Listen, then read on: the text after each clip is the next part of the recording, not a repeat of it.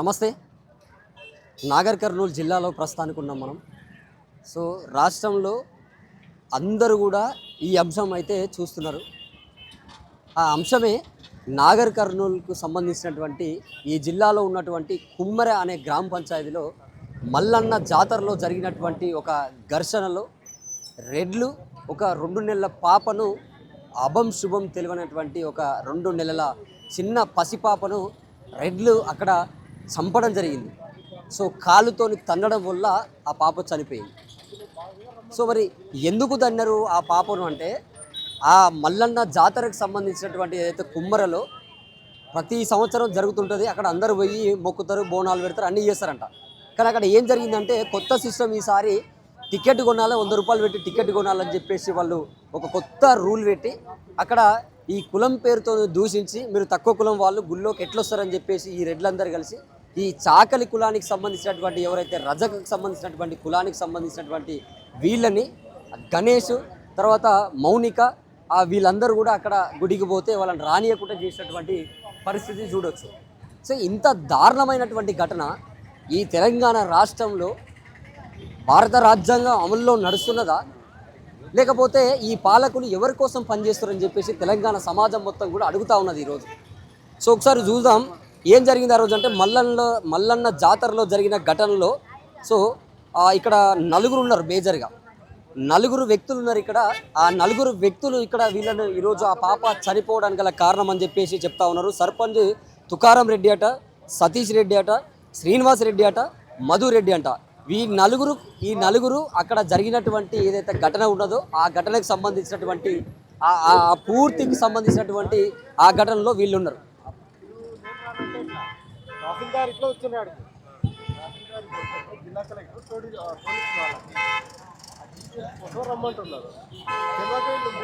Pass చేసినావా, ఆపినావా అన్న? ఒక్క నిమిషం ఆగన్నా అయ్యా, ఒక్క నిమిషం. ఓకే. సో అక్కడ ఆ ఘటన జరిగింది. వీళ్ళందరూ కలిసి వేడుకొని ఆ పాపను చూపిస్తానన్నా ఈ కొట్లాట ఆపుతారేమో. సో ఆ పాపకు సంబంధించినటువంటి వాళ్ళ నాన్నను పిచ్చిగా విచక్షణ రహితంగా కొట్టి బొక్కలు మొత్తం కూడా ఇరగొట్టే ప్రయత్నం చేసిరు సార్. నన్ను దాడి చేసి నన్ను చంపబోయారు అని చెప్పేసి తను చెప్తా ఉన్నాడు. సో ఇంత దారుణంగా ఉంటుందా తెలంగాణ రాష్ట్రంలో? ఒకసారి ఆలోచించండి. మంత్రులు ఇక్కడ ఉన్నటువంటి మంత్రులు, ఎమ్మెల్యేలు ఏం ఆలోచిస్తున్నారు అంటే తక్కువ కులం వాళ్ళు గుళ్ళోకి రావద్దని చెప్పేసి ఇక్కడ ఉన్నదా? మరి చూపించండి అట్టనన్న. అట్లా కూడా రాకుంటుంటారుగా. వాళ్ళు అంటూ ఉన్నారు తక్కువ కులం వాళ్ళకు ఒకవేళ మీరు రానియకుండా ఒకవేళ కనుక అట్లాంటి ఏమైనా అవకాశం ఉంటే అక్కడ బోర్డు రాసి పెట్టండి, మీ తక్కువ కులం వాళ్ళు రాకుండా ఉండాలి, మీరు వస్తే ఇక్కడ ఏదో జరుగుతుందని చెప్పేసి మీరు అనుకుంటా ఉన్నారు కదా. దానికి సంబంధించి సో చెప్తే మరి ఆ విషయం అన్నా చెప్పండి.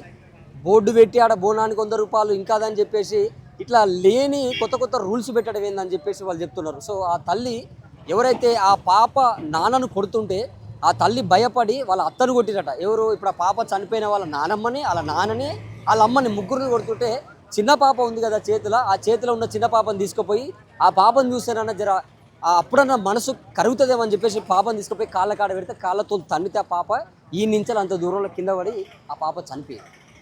దీని మీద పోలీసు వాళ్ళు ఇప్పటిదాకా స్పందన లేదు. అరెస్ట్ చేసినామంటున్నారు, రిమాండ్కి తరలించమంటున్నారు, 3 రిమాండ్లో ఉండమంటున్నారు, వాళ్ళ మీద ఎఫ్ఐఆర్ చేసినంటారు, వాళ్ళ మీద మర్డర్ అటెంప్ట్ పెట్టినారు, అనేక సెక్షన్లు పెట్టినామని చెప్పి చెప్తా ఉన్నారు. మరి ఏది వాళ్ళు ఏమంటున్నారు? శాంతియుతంగా ధర్నా చేస్తున్నాము, మాకు ఎవరైతే ఆ 3 రిమాండ్ చేసిరో వాళ్ళని మాకు చూపించండి అని చెప్పేసి వాళ్ళు వ్యక్తపరుస్తున్నటువంటి పరిస్థితి, వాళ్ళ బాధ. నేను అంటున్నా, చాలామంది అంటారు కదా కులం లేదు అది లేదు అంటారు కదా. మరి ఇది కులం కాదా? కుల వివక్ష కాదా?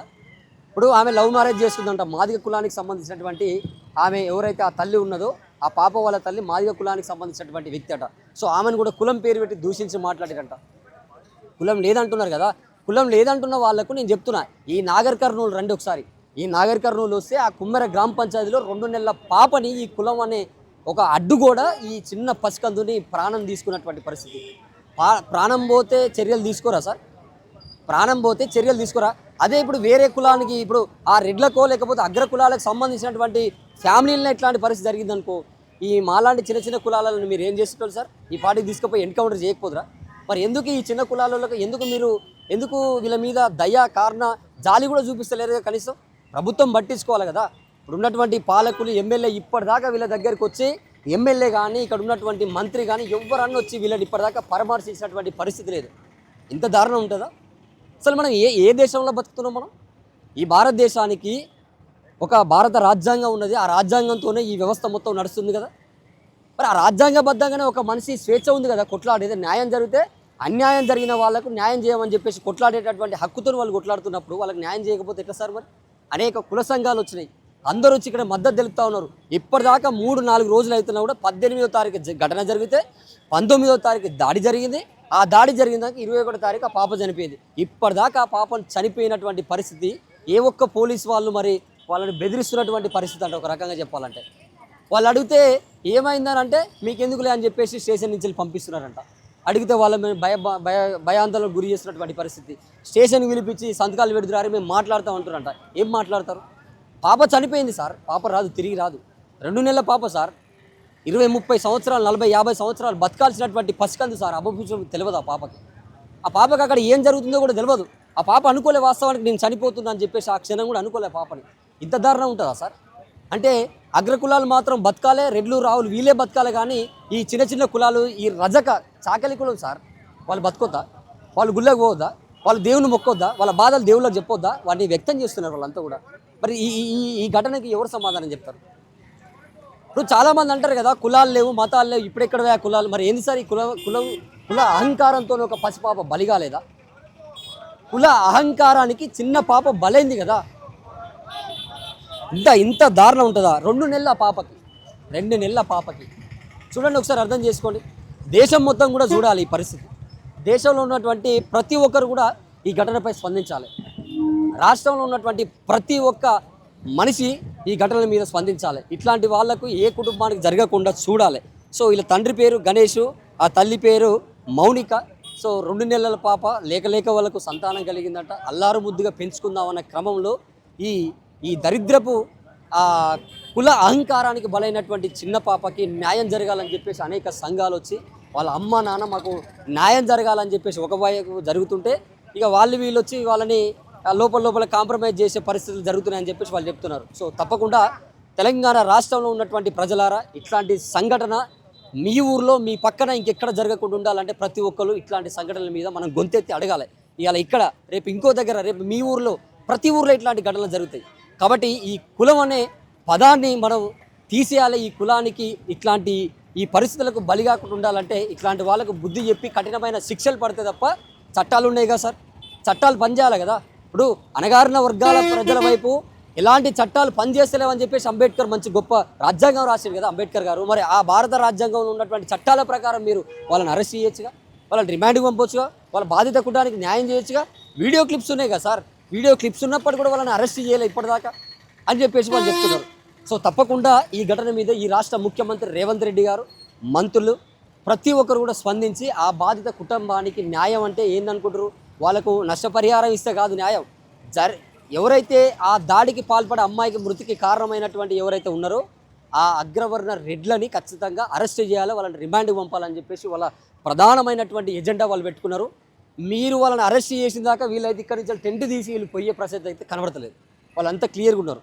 మా ఉద్యమము అవసరమైతే మా ప్రాణాల పైన ఏం కాదు, మా పాప 2 నెలల పాప చనిపోయింది, ఆమె ప్రాణం మాకు తెస్తారా లేకపోతే వాళ్ళని అరెస్ట్ చేస్తారా అని చెప్పేసి వాళ్ళు అందరూ కలిసికట్టుగా పెద్ద ఎత్తున ధర్నా చేస్తూ ఉన్నారు. సో మా ధర్నా కొనసాగుతుంది. మాకు న్యాయం జరిగేంత వరకు కూడా అవసరమైతే రాష్ట్రం మొత్తం కూడా బంద్ను ప్రకటించి కూడా మేము పెద్ద ఎత్తున పోరాటాలు చేస్తామని చెప్పేసి వాళ్ళు చెప్తా ఉన్నారు. సో రాష్ట్రంలో ఉన్నటువంటి ప్రజలారా, మరి ఇట్లాంటి ఘటనలు జరిగినప్పుడు మీరు ఖచ్చితంగా మాట్లాడాలి నోరు విప్పి.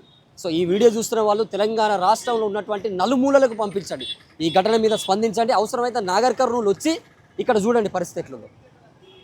సో ఈరోజు మనం నాగర్ కర్నూలుకి సంబంధించినటువంటి జిల్లా హెడ్ క్వార్టర్లో వీళ్ళందరూ కూడా ధర్నా చేస్తూ ఉన్నారు. వాళ్ళ తల్లితో మాట్లాడిపిస్తున్నాం, అందరితో మాట్లాడిపిస్తున్నాం.